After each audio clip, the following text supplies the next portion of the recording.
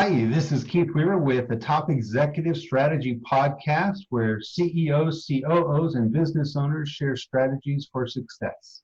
This is 6 questions in 9 minutes because the best strategies are concise business advice. And so we're going to jump right into it. So question number 1, in a few sentences, tell us who you are and what you do. I'm Bott with Wasatch CPA Services. I'm a CPA, of course. I have a company that we're focused really heavily on offering the high-end tax and accounting services, such as comprehensive tax planning for business owners and CFO services. And our goal with that is just to make it so that accounting and tax services we offer are more of an investment with a return on ROI, rather than just the traditional cost that it has been.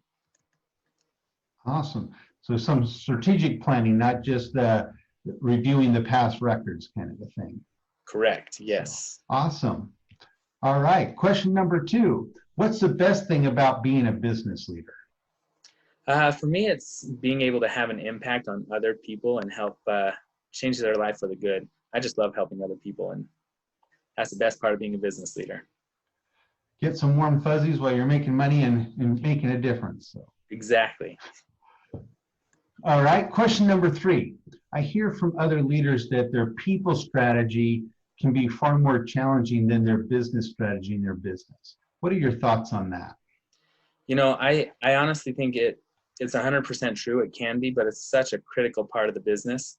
I have a company that I worked for in the past that their good people strategy managed to help them build good leaders for their business in the future, and they just made it a high priority, and it's worked out extremely well for them.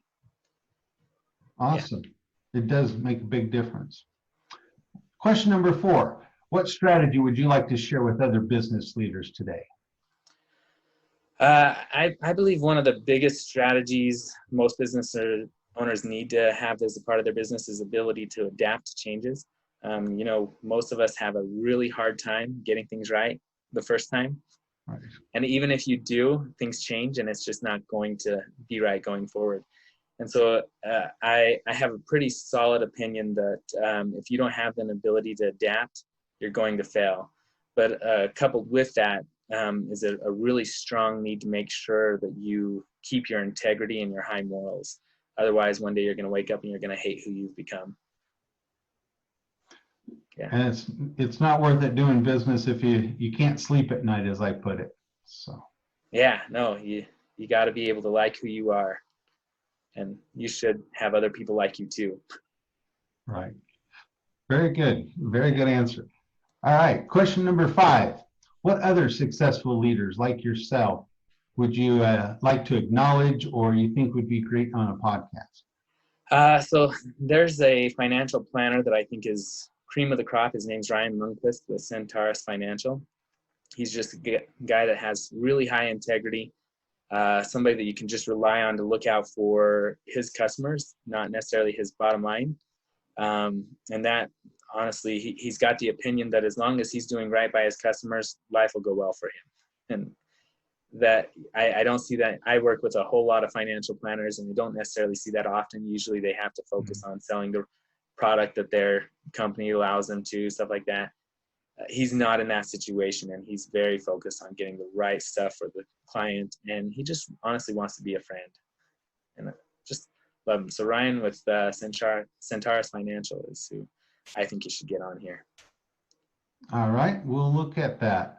Look forward to talking to him.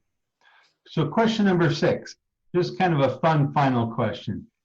Tell me about your favorite past boss. I have a good story to go with this. I had to think about this a lot because I have a lot of really good bosses in my past. But there's one in particular that when you asked about the people strategy, he kind of stood out to me as this is probably one I should mention. He's not necessarily my favorite boss.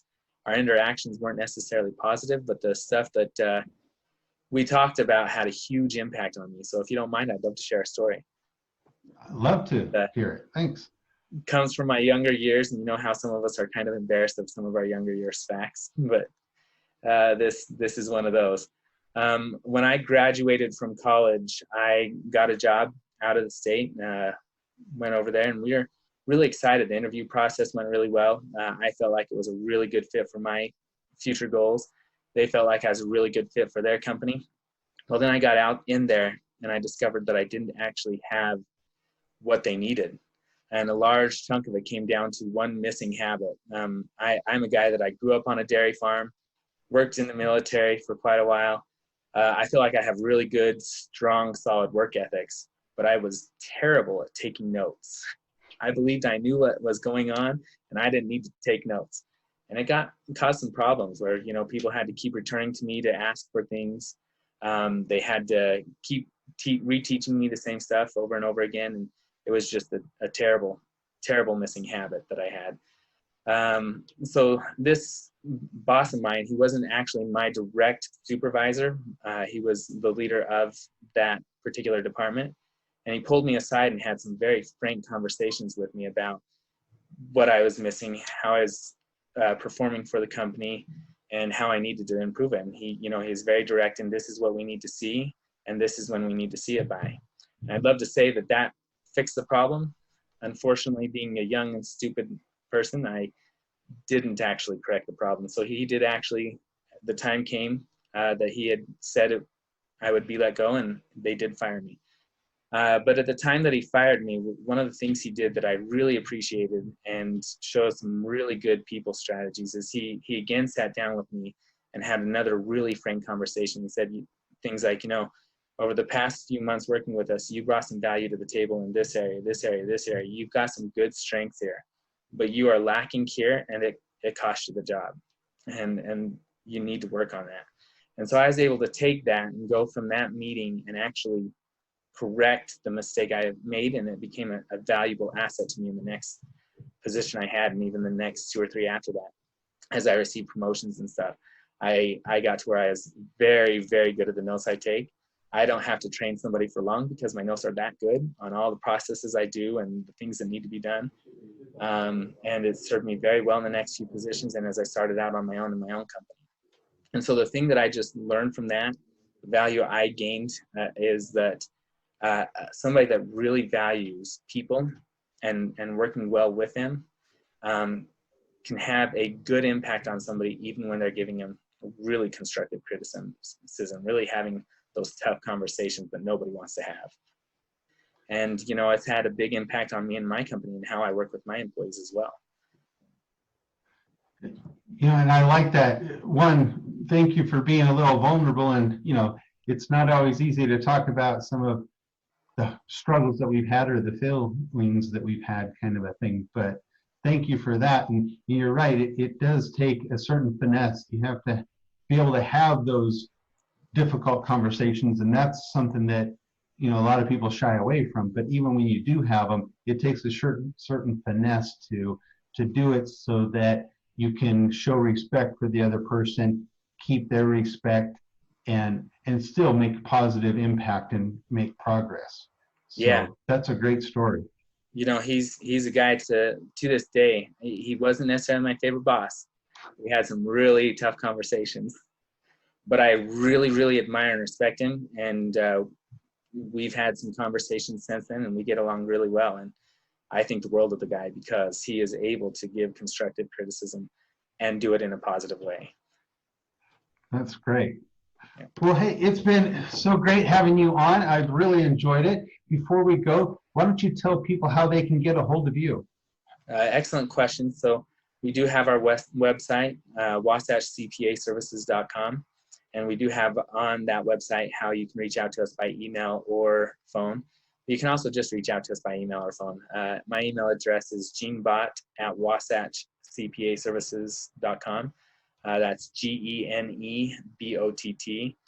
And then I'll assume the rest you can see on the website there. And then you can also reach out to me by phone, 801-636-4016. And we're happy to talk to you anytime and help you out if we can. Great.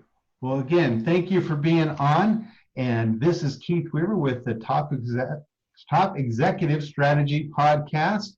And for more insights and information, you can follow us on iTunes or also on LinkedIn at Weaver Business Coaching and the Executive Strategy Podcast.